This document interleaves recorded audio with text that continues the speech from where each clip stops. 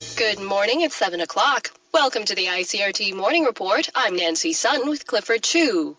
In Taiwan, the unit President Lions beat Japan's Golden Eagles 4-1 in Taichung last night to secure a place in today's 2013 Asia Series final. In world news, 23 people have been killed and scores injured after a double suicide bombing outside Iran's embassy in Beirut. In business, doubts over whether Wall Street can keep on climbing to new heights held back stock markets around the world yesterday. And in sports, in the UEFA World Cup qualifiers, Portugal edged out Sweden 3-2 on the back of Cristiano Ronaldo's hat-trick to advance to the World Cup. And now looking at the weather across Taiwan, according to the Central Weather Bureau, we can expect partly cloudy skies in the north with a high of 23 in Taipei, and partly clear skies in the center and south with a high of 25 in Taichung and a high of 26 in Kaohsiung. Current temperatures now, Taipei 17, Taichung 17, and Kaohsiung 19. Good morning. The unit President Lions beat Japan's Golden Eagles 4-1 in Taichung last night to secure a place in today's 2013 Asia Series final. Lions right-hander Nelson Figueroa held the Eagles to just one run in 9 innings and gave up only 4 hits. This season's Chinese Professional Baseball League winners will take on Australia's Canberra Cavalry at the Taichung Intercontinental Baseball Stadium. The Australians booked their place in today's final yesterday evening after beating defending champion South Korea Samsung Lions 9-5. Premier Zhang Yihua says the Ma administration will discipline diplomatic personnel stationed in the Gambia following the West African nation's sudden severance of ties with Taiwan last week. The government announced the termination of diplomatic relations with the Gambia Monday, 3 days after Gambia's president said his country was ending diplomatic relations with the island. According to Zhang, diplomats stationed in the country failed to send any warning of pending changes in bilateral diplomatic ties between the two sides, and a thorough review of this failure will be carried out. Meanwhile, the Ministry of Foreign Affairs says the Republic of China embassy in the Gambia will be closed within 1 month in accordance with standard operating procedures. The ROC ambassador to the West African country, Samuel Chen, is expected to return to Taiwan shortly, and members of Taiwan's agricultural technical mission there will also leave the country within a month. The Gambia has been asked to remove its embassy from Taiwan in 1 month based on the principle of equity. Staying with diplomatic news, President Ma Ying-jeou yesterday received a letter from the president of Sao Tome and Principe inviting him to visit the West African island nation. The letter was presented to Ma by the Sao Tome's visiting premier, Gabriel Costa, and Ma reportedly expressed his gratitude and instructed the foreign ministry to handle the matter. Ma was unable to meet with Sao Tome's head of state during his trip to Africa last year. The Ministry of National Defense sent 2 more Air Force C-130 cargo planes carrying relief supplies to the Philippines yesterday. The flight brings the number of shipments to typhoon-hit areas of the central Philippines to 14 since November 12th. Defense officials say yesterday's flights carried 16 metric tons of supplies, bringing the total to nearly 100 tons of relief supplies to the Southeast Asian country. The 2 aircrafts arrived in the city of Cebu at 3 p.m. and returned after unloading. The Food and Drug Administration yesterday dismissed claims by Thai-Sun Enterprises that trace amounts of a banned food additive found in the company's edible oils was produced naturally.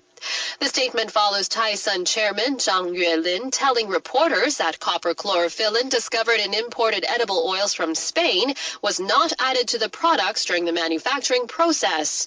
Zhang went on to question the validity of tests carried out by the Food and Drug Administration on Thai-Sun products, saying the test cannot pinpoint how copper chlorophyllin got into the products or even how much of the chemical is present. However, prosecutors say the tests are supported by international experts.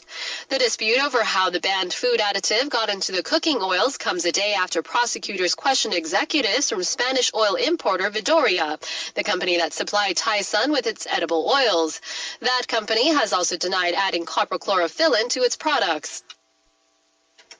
The Control Yuan has launched an investigation into claims government officials may have helped Liu Chenchi illegally purchase state-owned land in Taipei's Yangmingshan. The probe stems from allegations Liu was allowed to buy the land with help from officials from the National Property Administration and the Yangmingshan National Park. Liu is under investigation for illegally occupying 1,800 pings of public land on national park-owned property, on which he built a villa, underground tunnels, fountains, and a private hot springs. He faces charges of violating the Criminal Code and the Utilization and Transfer of Reserved Mountainous Land Act. Liu was released on bail of $3 million last Friday. Family members of Xu Liming identified his body yesterday in Sabah, Malaysia. Xu was shot dead last week by suspected Philippine rebels while vacationing on Pom Pom Island off Borneo. Xu's wife, Cheng An-wei, was abducted by the gunmen, but is said to be still alive and being held for ransom. Cheng's brother has said he has not heard from Malaysian authorities or the kidnappers. The kidnappers are reportedly based on an island along the Malaysian-Philippine maritime border. Reports have claimed a ransom has been made. The Taipei District Prosecutor's Office yesterday conducted an autopsy on a 3-month-old girl whose family claims she died after drinking baby milk formula. Yesterday's autopsy comes nearly a week after the family of the dead infant said the death was related to the high sodium content found in a brand of infant formula manufactured by Norbel Baby. The family says it believes the sodium content in the product exceeded government standards. The Food and Drug Administration says tests on the baby formula used by the family show that sodium levels in unopened cans did not exceed legal standards, but the sodium content in the single opened can was 50 times greater than legal levels. Health authorities say the cause of the child's death has yet to be determined, but a full investigation will be carried out into the baby formula. The Council of Agriculture says it will look into claims local milk distributors have been paying dairy farmers less for their fresh product while raising the retail price of milk.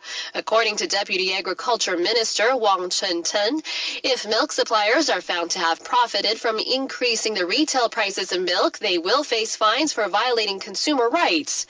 The island's largest dairy manufacturers are denying the charges, with both unit president and Wei Chuan Foods saying they purchased raw milk according to government pricing guidelines.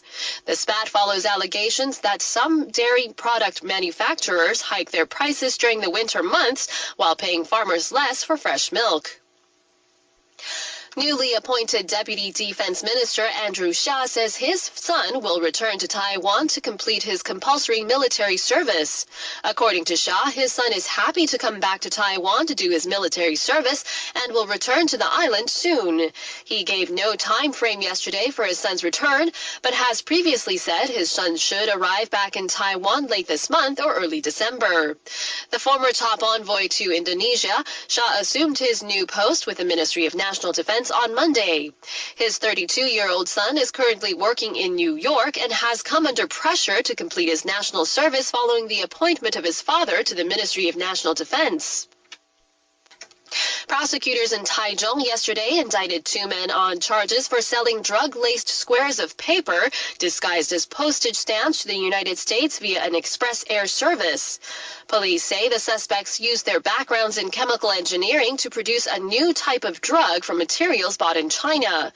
They allegedly began soaking the stamp-like squares of paper in MDPBP in July of last year. The 2 also face charges of selling the drug here in Taiwan and for violating the Pharmaceutical Affairs Act. And finally, 2-time Oscar-winning director Ang Lee will present the Best Feature Film Award at the 50th Golden Horse Awards ceremony this coming Saturday. Lee is chairing this year's Golden Horse jury and will present the award jointly with veteran director Ho Xiaoxian, who is chairman of the Golden Horse Film Festival Executive Committee. The nominees for this year's Best Feature Film Award include movies from Taiwan, Hong Kong, China, and Singapore. The award ceremony will take place at Taipei Sun Yat-sen Memorial Hall and will be broadcast live on Taiwan Television Enterprise. And now looking at the weather across Taiwan, according to the Central Weather Bureau, we can expect partly cloudy skies in the north with a high of 23 in Taipei, and partly clear skies in the center and south with a high of 25 in Taichung and a high of 26 in Kaohsiung. Current temperatures now, Taipei 17, Taichung 17, and Kaohsiung 19. In international news, 23 people have been killed and scores injured after a double suicide bombing outside Iran's embassy in Beirut. Lebanese officials say the militant group with al-Qaeda links has claimed responsibility for the bloodshed. The ongoing conflict in Syria has been blamed for stirring ethnic tensions in Lebanon. Beirut-based journalist for Al Akbar newspaper, Mark Abizad, says initial reports suggest it was a well-planned attack. They do have security footage from the embassy that shows a suicide bomber on a motorcycle charged the embassy. He blew himself up, which opened the way for a second suicide bomber who drove a car that was packed with explosives in front of the embassy. And the second bombing, I think, was the one that caused the most casualties. Abizad said a group has already claimed responsibility for the attack. This is a group that's based in Lebanon that has some connections with Fatah al-Islam, which was this group that was based in a Palestinian refugee camp in southern Lebanon. That was Mark Abizad. Meanwhile, top diplomats and UN officials condemned the bombing of Iran's embassy. For more, our UN correspondent Stephen Fee has this report. The UN's top political official, Jeffrey Feltman, chastised the perpetrators of the attack at a meeting of the 15-member Security Council. This appalling attack was widely condemned by Lebanese politicians across the political spectrum. An al-Qaeda-linked group took responsibility for the strike. Iran has sided with Syrian President Bashar al-Assad, which has inflamed tensions in nearby Lebanon. China's UN envoy, acting as president of the Security Council, addressed the press. I think the problems that we face in the region all highlight the utmost importance of moving forward on the political settlements of the issue faced by the Syrian people. Long-planned peace talks between the Syrian leadership and opposition have been delayed repeatedly since May. Estimates show nearly 1.5 million Syrians have taken refuge in Lebanon. For ICRT News in New York, I'm Stephen Fee. A last-minute intervention by U.S. Secretary of State John Kerry may have sealed a security deal allowing U.S. forces to remain in Afghanistan after the end of next year. Kerry has offered to send a letter admitting past American mistakes to a meeting of Afghan elders convened to consider the deal. The letter will be written by U.S. President Barack Obama and will also request that U.S. forces should have the right to enter Afghan homes only in the case of urgent risk to the life of U.S. soldiers. Talks have been going on to produce a document acceptable to both sides. If there is no deal, Washington will pull out all its troops next year. Meanwhile, President Obama hosted key American lawmakers to discuss the prospects for a peaceful resolution to the year-long dispute over Iran's pursuit of nuclear technology. Our Washington correspondent Priscilla Huff reports. The Obama administration wants some breathing room to negotiate a long-term, comprehensive solution for Iran's pursuit of nuclear technology. In a video produced ahead of the next round of talks in Geneva, Iranian Foreign Minister Javad Zarif asked the question, if nuclear power can help diversify Iran's economy and help secure the future for Iranian children, should Tehran back down? American lawmakers are asking if the P5+1 proposal to grant some relief to Tehran from the international sanctions regime is a step too far. The White House counters it is wrong to say Iran could see $40 to $50 billion in relief and that their proposal is limited and temporary. And President Obama told the senators who are mulling an even stiffer sanctions regime, without the P5+1 proposal, it is guaranteed Iran will continue to make progress on enrichment, installing centrifuges, and even completing the plutonium cycle. I'm Priscilla Huff reporting from Washington. Opponents and supporters of Egypt's military-backed administration have clashed on the second anniversary of bloody anti-government protests. Hundreds of Egyptians gathered on Monday evening in the city where the government has built a monument to commemorate those killed in Egypt's uprising. But by yesterday morning, protesters chanting anti-military slogans had sprayed the memorial with red graffiti, denouncing both the government and the Muslim Brotherhood. Police fired tear gas to disperse the demonstrators.